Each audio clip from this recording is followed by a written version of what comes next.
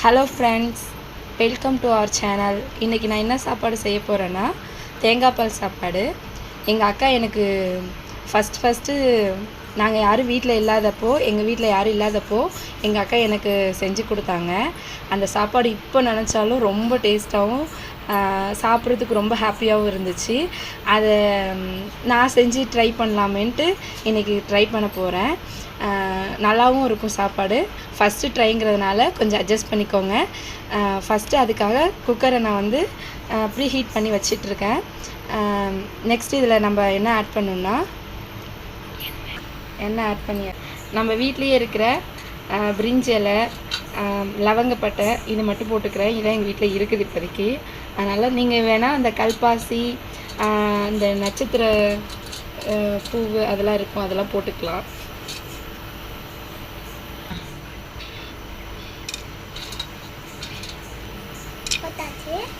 சோம்பும் போட்டுக்கலாம், கொஞ்சம் வாசனையாக இருக்கும்.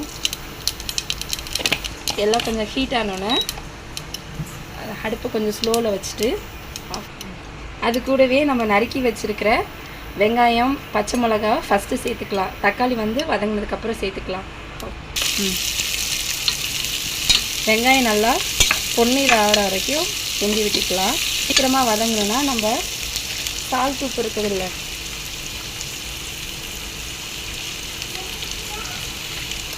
இந்த உப்பு சேர்த்து வதக்குனிங்கன்னா சீக்கிரமாக வெங்காயம் வணங்கிடும். கொஞ்சம் கண்ணாடி பக்குவம் ஆனோன்னே இஞ்சி பூண்டு சேர்த்துக்கலாம். அது வரைக்கும் நம்ம கிண்டி விட்டுக்கலாம். வெங்காயம் இப்போ நல்லா வணங்கிடுச்சு. வணங்கினதுக்கப்புறம் நம்ம அது கூடவே நம்ம முதலையே இஞ்சி பூண்டு பேஸ்ட் அரைச்சி வச்சாச்சு. அந்த இஞ்சி பூண்டு பேஸ்ட்டையும் இதில் சேர்த்துக்கலாம்.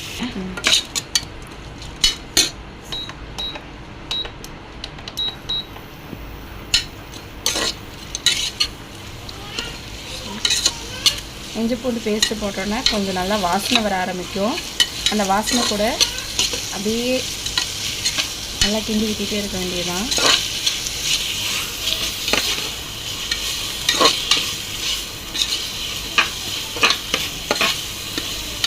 நல்லா கமகமன்னு வாசனை வர ஆரம்பிச்சிட்டு இஞ்சி பூண்டு பேஸ்ட்டு போட்டோன்னே இது கூடவே நம்ம நறுக்கி வச்சுருக்கிற தக்காளியும் ஆட் பண்ணிக்கலாம்.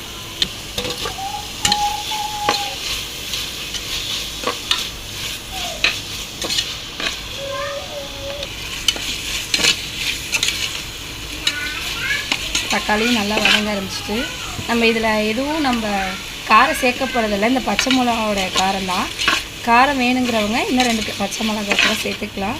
எங்கள் வீட்டில் குழந்த பாப்பா இருக்கிறதுனால நான் 3 பச்சை மிளகாவே அதிகம்தான். இதிலே நான் அவளுக்கு நெய் போட்டு தான் ஊற்றி விடுவேன். இது கூடவே நம்ம முன்னாடியே ரெடி பண்ணி வச்சுருக்கிற புதினா இலையும் கொத்தமல்லியும் இது கூட சேர்த்துக்கலாம். நல்லா வாசனையாக இருக்கும். புதினா இலை அதிகமாகவும் போட்டுறக்கூடாது, ஒரு அளவாக போடணும்.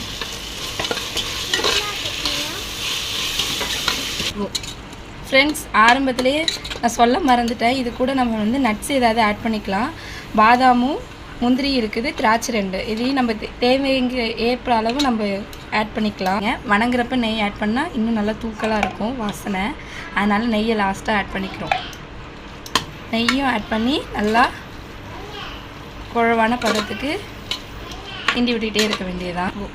இது கூடவே நம்ம 1/2 ஸ்பூன் கரம் மசாலா சேர்ந்தால் இன்னும் கொஞ்சம் நல்லா டேஸ்டான ஒரு வாசனை வரும். பாருங்கள், இப்போ நல்லாவே வணங்கிடுச்சு. இதுக்கப்புறம் நான் இப்போ 2 டம்ளர் அரிசி போடுறதுனா 4 டம்ளர் தேங்காய் பால் ரெடி பண்ணி வச்சுருக்கேன். அதாவது ஒரு தேங்காவே நான் ஃபுல்லாக திருகி அதுலேருந்து தேங்காய் பால் 3 டம்ளர் தண்ணி ஊற்றி ரெடி பண்ணி வச்சுருக்க தேங்காய் பால். இது கூடவே நம்ம தேங்காய் பால் ஆட் பண்ணிக்க போகிறோம். அதாவது 2 டம்ளர் அரிசிக்கு 4 டம்ளர் தேங்காய் பால் நான் முன்னாடியே ரெடி பண்ணி வச்சுருக்கேன். தேங்காய் பால் போட்டு இதுக்குள்ளேயே நம்ம ஆட் பண்ணிக்கலாம். தேங்காய் பால் ஊற்றும்போது கொஞ்சம் பொறுமையாக ஊற்றிக்கலாம். தேங்காய் பால் ஊற்றினா தெரிஞ்சிடாதான்னு கேட்காதீங்க, அதெல்லாம் தெரியாது. நம்ம நல்லாவே கிண்டி விட்டுக்கலாம். நமக்கு சாப்பாட்டுக்கு தேவையான உப்பை இதிலே சேர்த்துக்கலாம். கொஞ்சம் தூக்கலாக இருந்ததுன்னா சாப்பாடு வெந்து வரும்போது நல்லா அதுக்கு ஈக்குவலாக இருக்கும். நான் 2 டம்ளர் அரிசி ஒரு அரை மணி நேரத்துக்கு முன்னாடியே ஊற வச்சுட்டேன். அந்த 2 டம்ளர் அரிசியும் இந்த நம்ம செஞ்சு வச்சுருக்க அந்த தேங்காய் பால் கிரேவி வந்து நல்லா கொதி வந்ததுக்கப்புறம் இதையும் சேர்த்துக்கலாம்.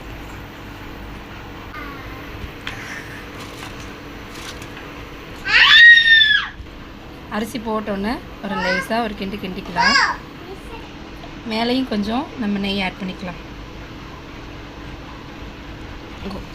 அரிசி போட்டோன்னே நல்லா சூடார ஆரம்பிச்சிட்டு நம்ம இதுக்கு மேலே மூடி வச்சு மூடிக்கலாம். மூடி வச்சதுக்கப்புறம் நான் நார்மலாக எப்போதுமே இந்த ரைஸ் வைக்கிறப்போ 3 விசில் வந்ததுக்கப்புறம் நமக்கு ரெடி ஆகிடும் சாப்பாடு. அதே மாதிரி இதுக்கும் 3 விசில் தான் வைக்க போகிறேன். ஆனால் லோ ஃப்ளேமில் வைக்க போகிறேன். பார்க்கலாம். நல்லா இறங்கிட்டு நம்ம இனிமேல் ஓப்பன் பண்ணி பார்க்கலாம் நம்ம சாப்பாடு எப்படி வந்திருக்குன்ட்டு.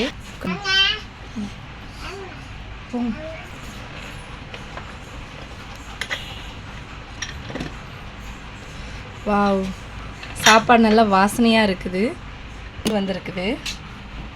நல்லா வாசனையாகவும் இருக்குது.